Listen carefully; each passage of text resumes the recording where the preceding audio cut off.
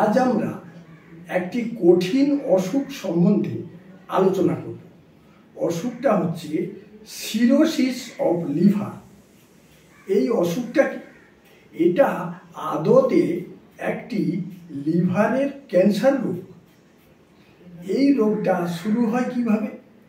এই রোগটা শুরু হয় খুব আমোদ প্রমোদের মধ্য দিয়ে।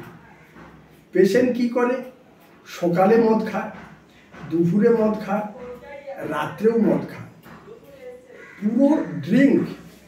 পুরো ড্রিঙ্কের মধ্য দিয়ে প্রায় 15 বছর কাটিয়ে ফেলে।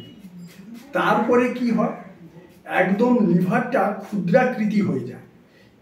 এই লিভার একদম ক্ষুদ্রাকৃতি হয়ে যাওয়ার পর পেশেন্টের খাওয়ার চাহিদা একবারে থাকে না। রাত্রে একটা রুটিও খেতে পারে না। পরপরে কি হয়? পেটে জল জমে, কিডনিতে জল জমে, পা ফোলা ধরে। ডাক্তাররা সাজেস্ট করে 1 লিটার বেশি জল খেতে পারবেন না। পরে কি হয়? ট্যাপ করে পেট থেকে জল বের করানো হয় এবং আফটার ইফেক্ট রক্ত পায়খানা আর রক্ত বমি হয়ে জীবন শেষ হয়ে যায়।